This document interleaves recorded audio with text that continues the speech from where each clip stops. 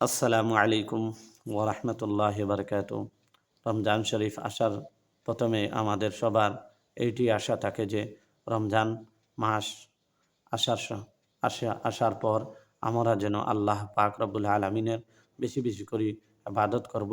আর আমরা জানি রমজান মাসের মধ্যে ইবাদত ছোটো একটি ইবাদত করলেও এই ইবাদতের অনেক বেশি ফজিলত আছে, অনেক বেশি দরজা আছে, মর্তবা আছে।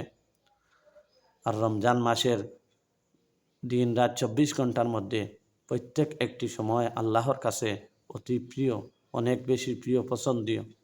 যদিও কোনো ব্যক্তি ওই 24 ঘন্টার মধ্যে টনে একটি সেকেন্ডের মধ্যে একটি ইবাদত করতে পারেন, আল্লাহ পাক রব্বুল আলামিন ওই ছোট্ট একটি ইবাদতের বদৌলতে আল্লাহ পাক রব্বুল আলামিন ওই ব্যক্তির ইবাদতকে বড় ইবাদতের মধ্যে শামিল করে দেবেন। এবং রমজান মাসের মধ্যে 3টি সময় এমন আছে আমাদের কাছে, এই 3টি সময় যদিও আমরা আল্লাহর ইবাদত করতে পারি, ইবাদতে লিপ্ত থাকি, আল্লাহ পাক রব্বুল আলামিন আমাদের সবাইকে অনেক বেশি সওয়াব দান করিবেন। 3টি সময় হলো, 1 নম্বর সময় হলো তাহাজ্জুদের সময়। যদি সেহরি খাওয়ার প্রথমে উঠিয়া যদি কোনো ব্যক্তি তাহাজ্জুদের নামাজকে আদায় করতে পারেন, আল্লাহ পাক রব্বুল আলামিন ওই ব্যক্তিকে অনেক বেশি সওয়াব দান করিবেন। এবং এই টাইমের মধ্যে, এই সময়ের মধ্যে আল্লাহর কাছে বেশি বেশি করে দোয়া চাওয়া, মাগফিরাত চাওয়া, আমাদের যদি কোনো পরেশানি থাকে, কোনো অসুবিধা থাকে, আল্লাহর কাছে চাইলে আল্লাহ পাক রব্বুল আলামিন সমাধান করিয়া দিবেন। এবং এই সময়ের মধ্যে বেশি বেশি করিয়া কোরআন মজিদকে পাঠ করা। দ্বিতীয় সময় হলো যেন ফজরের পর ইশরাকের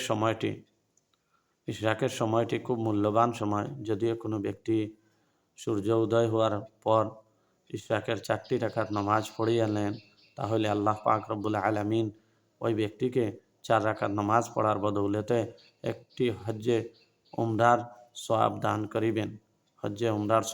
করিবেন। আল্লাহ পাক রব্বুল আলামিন আমাদের সবাইকে যেন রমজান মাসের মধ্যে প্রত্যেক দিন যেন ইশরাকের নামাজটি পড়ার তৌফিক দান করেন।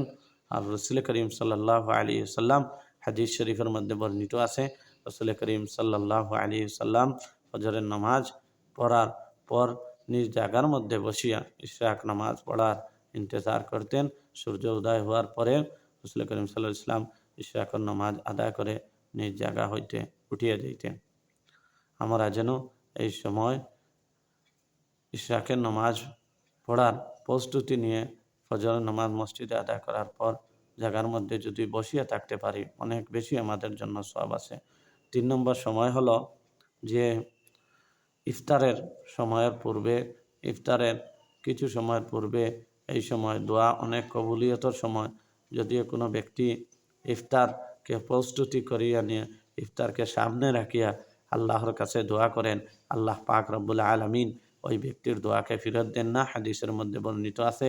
আমরা যেন এই ইফতারের সময়ের মধ্যেও ইফতারের বেশি কিছু ইন্তজাম না করেও, আমরা সামান্য কিছু ইন্তজাম করেও ইফতারের সময় যে দোয়ার সময়টি আছে, এই দোয়ার সময়টি খুব বেশি করে ইহতেমাম করব। কারণ এই সময়েও রোজাদারের জন্য সমুদ্রের মাছ পর্যন্তই দোয়া করতে থাকেন। আমরাই অবশ্যই নিশ্চয় আল্লাহর কাছে আমাদের হকের মধ্যে যা কিছু আছে, আমাদের কমি, সব কিছু আল্লাহর কাছে চাইমু। আল্লাহ সব অপূর্ণকে জায়েজ তরিকা হিসাবে যেন আমাদের সবাইকে পূর্ণ করিয়া দেন। আমিন।